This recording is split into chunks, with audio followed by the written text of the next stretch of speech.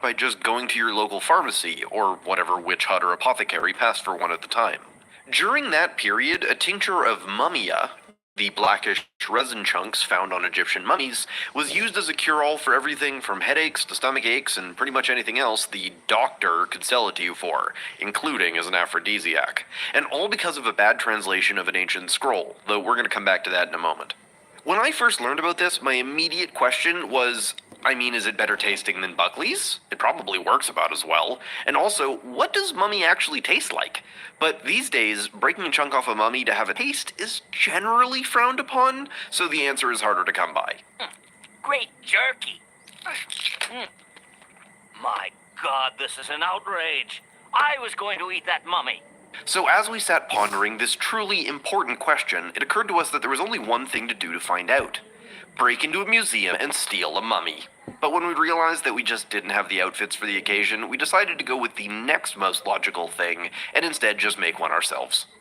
Inside this sarcophagus is the actual mummy of Hennefer I, the illustrious chicken pharaoh of Greater Canada, recently deceased and recovered from the Asian grocery store we bought them from. While their origins may be humble, as far as we know, this is the most accurate recreation of the Egyptian mummification process that has been conducted in thousands of years, and we spent the better part of 8 months making it, and we may have gone a little bit overboard. In order to do this, we had to talk with Egyptologists, learn a sizable amount of ancient Egyptian, translate the wall of an ancient temple, source herbs and resins from all over the world, reverse engineer the various ointments, all from mass spec data of both actual mummies and a brand new archaeological find, and then we had to figure out from both ancient sources and modern recreation attempts how to execute all the steps properly. On top of that, we created a huge collection of grave goods, our own embalming tools, canopic jars, and the beautiful sarcophagus covered in actual spells from the Book of the Dead. Just the incense that we burned during the process is made of 17 ingredients and takes a month to make, just to give you a sense of how deep down this rabbit hole we went. And now I have an extensive collection of herbs, resins, and spices that would make even the most dedicated herbalist blush. Though I am pleased to report that even after all of this, none of us have been haunted by any ancient curses, so we take it to mean that we've done it correctly. But before we get into making our mummy, why were people eating them in the first place? As I said, it was because of a bad translation. The Egyptian word for mummy wasn't mummy, it was actually sa'af. However, in the region, there was a black tarry petroleum product called mummia that had been used for centuries, the same way that we use products like Vaseline today. It makes a great sealant for wounds and was sometimes consumed as a tincture. Though, like all petroleum sources, the supply of mummia eventually dried up. And then, when Latin translators in the 12th century were trying to explain to people what mummia was and that they'd like to buy some, it got confused with the black resin found on mummies. Think about it, if the only description you had to go on was a black resin found in the ground with healing properties, you can see that it might be possible to mix that up with a black resin you found in the ground that happens to be encasing a weirdly well-preserved body, and in a special decorated magic box. Maybe it's a bit of a stretch, but Google didn't exist back then, and mistakes can happen. But that mistake led to an absolute shitload of cannibalism. So, better to maybe double check these things in the future. And with all that trade, tens of thousands or potentially millions of mummies were dug up, chopped up, and sold for parts. It was such a common practice that it was mentioned by Shakespeare. And it was those body parts that became the source of a really gross pigment, aptly called mummy brown, that many artists used to swear by. Remember, mummies are only rare because people ate them. And while this whole introduction may seem utterly revolting, and yeah, it is, you need to keep in mind that these bodies they were digging out of the ground weren't stinking corpses. On top of being weirdly well preserved, they were reported to smell awesome. To the ancient Egyptians, smelling good was to be close to God, and bad smells were associated with evil and darkness. So the process of mummification evolved over thousands of years to take a corpse which would otherwise rot and stink very quickly in the hot desert, and instead preserve it as quickly and efficiently as possible, while also making it smell as good as possible. And even ancient mummies were said to still smell faintly of spices or cinnamon even thousands of years later. So how do we make a mummy? Well, let's consult the assembly instructions. As you can see, there's a few things we need to prepare in advance. The first is, of course, the body. As I mentioned earlier, we're using a chicken from the grocery store, which means we won't have to remove the organs as that's already done. That's probably for the best, as this video already has a lot of bodies and corpses, and the demonetization robot is probably already having a fit. As such, our instructions reflect that and assume an empty body. Also, we won't need to remove the brain, as the Egyptians would leave it in for anything smaller than a sheep. It was removed primarily for considerations of rot, but if the animal is small enough, it'll dry fine and not cause issues. For that drying, we need an enormous quantity of a mineral called natron. This is a special salt that will be used to both fill and bury the body in to suck all the moisture out of it. We ended up needing over 60 pounds just for this small bird. We'll also need a variety of different ointments, oils, herbs, spices, and infusions to treat the body at the various stages, as well as a special glue to affix the bandages at the end. Unlike in the movies, where the bandages look like they're just wrapping toilet paper around a corpse, real mummy bandages are heavily glued on, practically encasing the body in an airtight glue linen composite. And speaking of which, we'll need a ton of linen for various parts of the process as well. The main resource we used when designing our process was the past work of two groups who've attempted to make mummies before. The first comes from the olden days of 1997 and was the first attempt at complete human mummification, replicating the original process. However, it being the 90s, the quality of digitizing methods means that all of the images from the paper, and those shown during a talk the lead researcher gave, were incredibly blurry or looked like photocopies of photocopies. But it did contain a wealth of information on the mechanics of the process. The other group was led by a researcher named Dr. Salima Ikram. She's a specialist in animal mummies and wrote several papers about her attempts at the process, and she was kind enough to send them to us when we contacted her. Of the various papers she wrote, probably the most detailed was her team's attempt at mummifying a sheep, titled From Meadow to Embalming Table, which might be the cutest paper title I've ever seen in my life. But in her earlier work, she also mummified a rabbit, a cat, and some fish as well. Alright, let's get started by preparing our natron. Normally this is a mineral that was mined in the Natron Valley and is leftover residue from dried up lake beds. It was not only used in mummification, but as an everyday cleaning product as well, and without realizing it, you've used the modern equivalent, because the chemical composition of natron is about 84% sodium carbonate, also known as washing soda, 14% sodium bicarbonate, also known as baking soda, and 2% sodium chloride, also known as table salt. So to make our natron, we just have to mix those things in those proportions. We repeatedly added small amounts of each, cycling through the various ingredients while mixing to make sure the blend was homogeneous. And this was our first hint at just how unbelievably labor-intensive this process was going to be. With our natron prepared, we can work on the body. Normally, there would be organs inside that needed to be tended to, and this brings us to the topic of canopic jars. Here's the set that we made for our mummy, but you may be surprised to find that a lot of the time there were no organs in these. Originally, the organs would be removed and dried in natron with the rest of the body before being put into jars. And the exact number of jars and the depiction of the gods on the lids changed a lot over time. In fact, originally they literally were just jars with very little ornamentation. But as history stretched on, a new process was developed. Rather than carefully removing the organs, cedar oil was just pumped into the corpse via their butt, and then they were plugged up like a bottle of champagne. Once the bottle had been dried in the natron, the internals will have liquefied, and could literally just be drained away. Again, much like a bottle of champagne. But the tradition of canopic jars stuck around, so eventually they became not even hollow jars, but rather just votive statues. Since we're using a gutless bird, we're going to be using the jars in that spirit. We went with the four classic sons of Horus for our lids: Duamutef, Kebesenuf, Imseti, and Hapi. So with no organs to deal with, we can just start by directly washing the body. We start with a solution of natron we prepared and use it to thoroughly rinse the body inside and out. Hold the legs, please, so I can get a hand in here. I gotta pour in his bottle. Is the sloshing Where did all the step? water go? I don't know. Maybe it came out the neck. It came out the neck. It came out the neck. If this was a human, you can immediately see that this would require multiple people to do. As we learned firsthand, mummification is not a lone operator kind of deal. It's done by a large team that scales based on the size of the animal you're working on.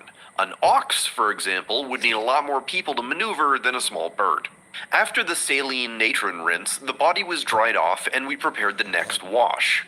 In this case, white wine mulled with myrrh and cinnamon. We wanted to use date wine as that would have been more accurate, but we couldn't find any and never had time to brew our own.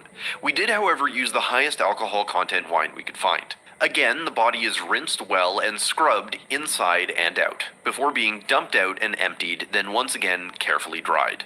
As you might imagine, this is not a dignified part of this process, and one where it's a little hard to keep one's composure.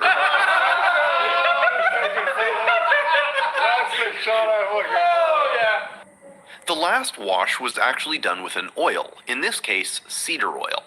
This immediately starts to make the skin look more golden, which the Egyptians would have appreciated, and it helps the body to smell much better.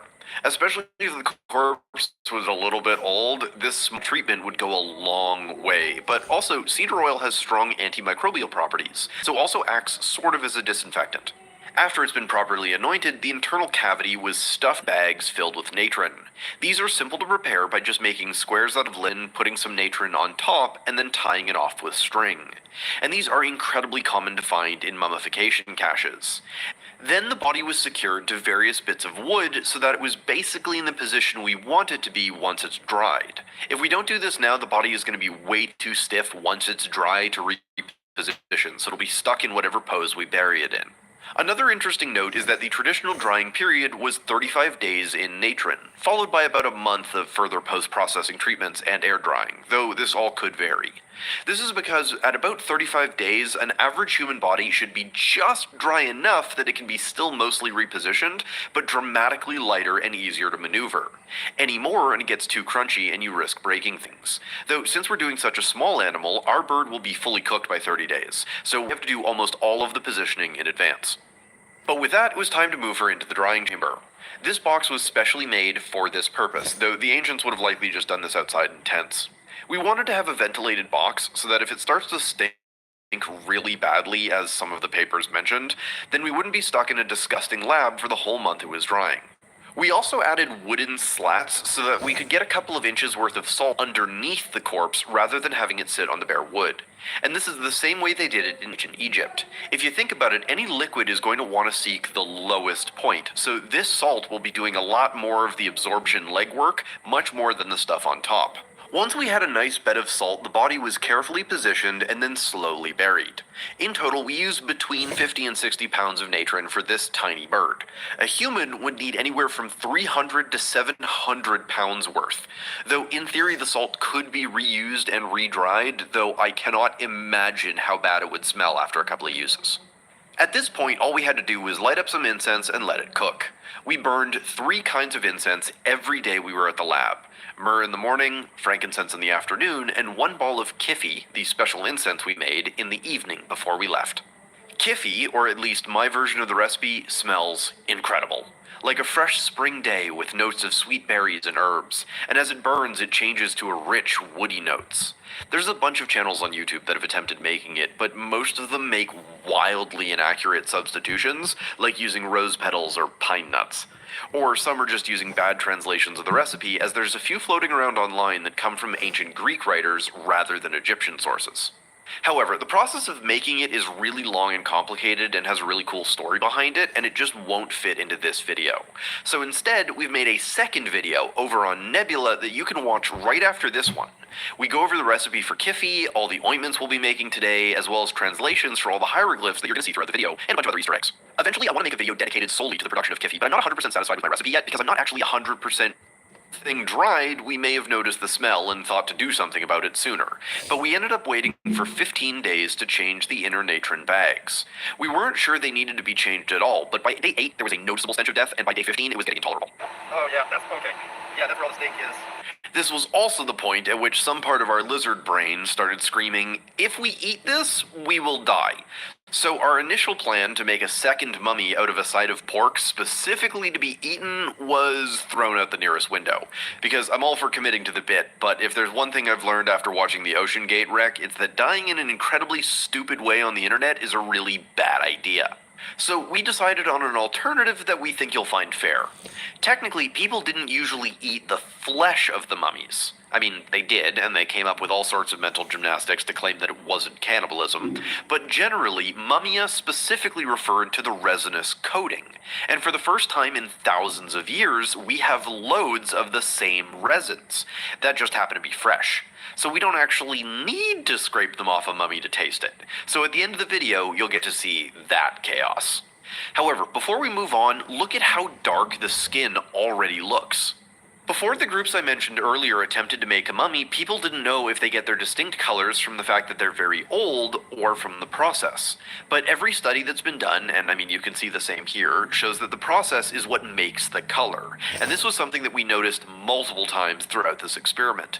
It seems a lot of why mummies look like that comes from the process, not their age. They look like this even brand new.